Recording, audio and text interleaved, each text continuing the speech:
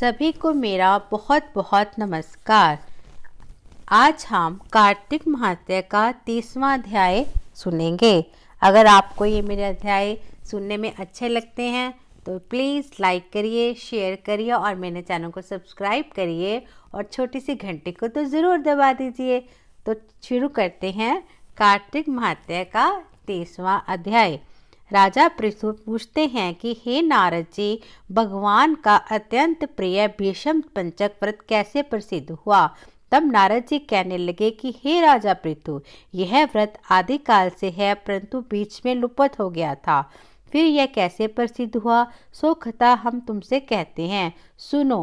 श्री कृष्ण जी ने भीष्म जी से इस व्रत का वृत्तांत कहा। तब सर्वप्रथम भीष्म जी ने इस व्रत को किया। इसी कारण तभी से यह व्रत भीष्म पंचक के नाम से प्रसिद्ध हुआ। हे राजन, भगवान श्री कृष्ण जब पांडवों की ओर से दूत बनकर कौरवों को समझाने गए तो सबसे पहले वह विदुर जी के पास पहुँचे। विदुर जी ने उनका अत्यंत आदर सत्कार किया। फिर श्री कृष्ण जी भीष्म जी के पास गए। वहां जाकर कुशल क्षेम पूछने के बाद श्री कृष्ण जी ने अपने आने का संपूर्ण वृत्तांत भीष्म जी से कहा।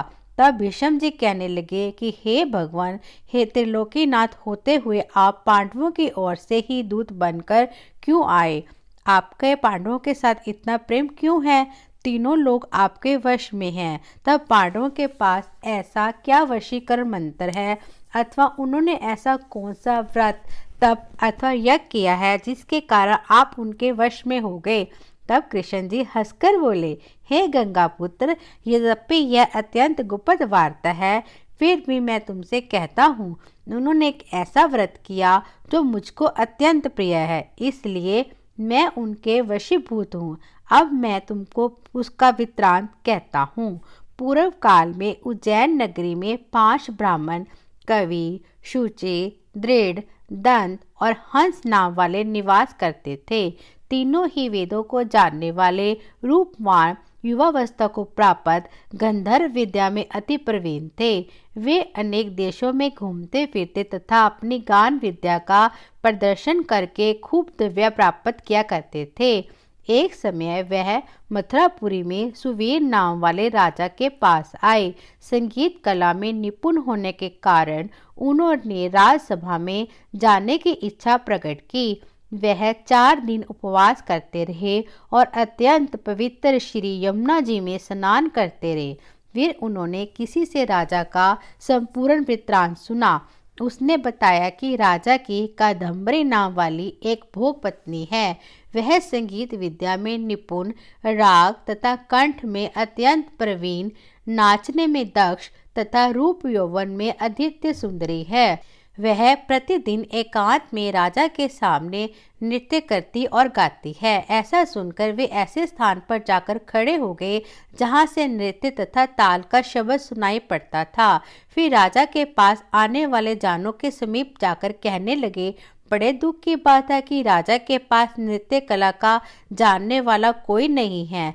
वीणा में 2 तार ढीले हैं, तार बराबर नहीं है, बाजे में नृत्य शुद्ध नहीं है। इस प्रकार की वे बातें प्रत्येक से कहते रहे। तब तक किसी ने यह बात राजा से जाकर कह दी। राजा ने तत्काल जहां पर कादम्बरी का नृत्य हो रहा था उन 5 को बुलाया। वहां पहुंचकर उन्होंने राजा को आशीर्वाद दिया और बैठ गए। कादम्बरी ने उनको संगीत विद्या में अति निपुण समझकर विशेष नृत्य किया। जब उसने चक्र में ताल दिया तो उन ब्राह्मणों ने उसको रोक लिया। उसने चक्र छोड़ तथा योग्य ताल दिया मगर चक्र खंडित नहीं किया। इस पर कादम्बरी का रूप और गुण देखकर वह 5 उस पर मोहित हो गए। कादम्बरी भी 5 को देखकर उन पर मोहित हो गई। उसने रात्रि को चोरी छिपे ब्राह्मणों के पास अपनी एक सखी के साथ यह संदेश भेजा कि तुम 5 में से एक प्रतिदिन नगरी से दूरी उत्तरी कोण में यमुना तट के समीप जन शून्य लताओं से ढका हुआ अनंत नामक तीर्थ है, वहां पर मेरे पास आकर अपनी अपनी विद्या तथा गुण का प्रदर्शन करे। मैं भी वीणा तथा राग की अपनी कुशलता दिखाऊंगी। भगवान कहते हैं कि हे भीष्म जी, एक ब्रह्मचारी जो मेरा भक्त था, दुष्ट संगति के भय से गांव से अति दूर वहां रहता था। उन दिनों में वह भीष्म पंचक व्रत करता हुआ देवालय में मेरा पूजन करता था। कार्तिक शुक्ला एकादशी के दिन उन संगीतज्ञ ब्राह्मणों में से कमी नाम वाला ब्राह्मण वहां पर आया। कादम्बरी भी मुनि के उस स्थान पर पहुंच गई। वहां मुनि ने जिस प्रकार पूजा की, उस कवि नामक ब्राह्मण ने भी उसी प्रकार भगवान का पूजन किया। उसके बाद वीणा लेकर गान करने लगा। उस मुनि ने क्योंकि अपना मन जीता हुआ था, इस कारण उसने गान सुनकर भी क्रोध नहीं किया। सारी रात कादम्बरी और कवि गायन व नृत्य करते रहे। मुनि को गोबर का आचमन करते देख कवि ने भी वैसा ही किया। प्रातः काल होते ही कादम्बरी राजमहल में पहुंच गई। मुनि की संगति से उसके सब पाप दूर हो गए थे। इस कारण द्वादशी के दिन कवि अपना समस्त द्रव्य दान करके वृक्त हो गया। दूसरे दिन शुचि आया। उसने भी कादम्बरी के साथ रात्रि भर नृत्य गायन किया और मुनि की भांति हमारा पूजन करके गोमूत्र का आचमन किया। फिर प्रातःकाल होते हुए भी वह भी धन आदि दान करके वृक्त हो गया। उसने निश्चय किया कि जिस प्रकार कादम्बरी के नृत्य गायन व रूप को देखकर मुनि का मन चलायमान नहीं हुआ, उसी प्रकार मुझे भी अपने मन को वश में करना चाहिए। त्रयोदशी के दिन दृढ़ नाम वाला ब्राह्मण कादम्बरी से मिलने आया और नृत्य गायन करने के बाद मुनि की तरह पूजन व गो का दूध पीकर वृक्त होकर चला गया। चतुर्दशी को वह दंत नाम वाला ब्राह्मण आया। पहले वाले अपने बंधुओं के समान कादम्बरी के साथ नृत्य गायन करके मुनि से बच्चे घी का पान करके शुद्ध चित्त होने के कारण विरक्त हो गया। सबसे अंत में पूर्णमासी को हंस नामक ब्राह्मण ने आकर मुनि को देख उनको नमस्कार किया और यमुना में स्नान कर आंवले के वृक्ष के नीचे बैठकर श्राद्ध कर्म किया। भगवान कहते हैं कि हे भीष्म जी, कार्तिक के महीने में हमारा पूजन तथा दान पुण्य करने से करोड़ों योगों का फल प्राप्त होता है।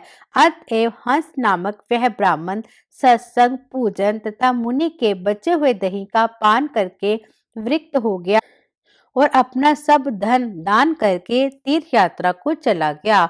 उधर राजा ने मंदिर में कादम्बरी के जाने का समाचार सुनकर उसे महल में बंद कर दिया, जिससे वह मंदिर ना जा सके। कार्तिक मास में हमारे सामने नृत्य गान करने के कारण वही कादम्बरी द्रौपदी हुई तथा हंस नाम वाला वह ब्राह्मण आंवले के वृक्ष के नीचे श्राद्ध आदि करने से युधिष्ठिर हुआ। एकादशी के जागरण के कारण कवि अर्जुन, शुचि, सहदेव, दंत, नकुल तथा दृढ़ नाम वाला पराक्रमी भीम हुआ।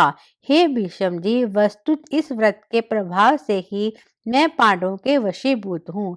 अब तुम्हारे द्वारा यह पंचक व्रत किए जाने से यह तुम्हारे नाम से ही विख्यात होगा, अर्थात भीष्म पंचक व्रत कहलाएगा।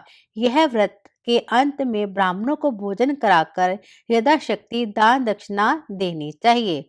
इस प्रकार कार्तिक महात्या का 30वां अध्याय समाप्त हुआ। तो मिलती हूँ अगली वीडियो में अगले अध्याय के साथ। तब तक के लिए नमस्कार।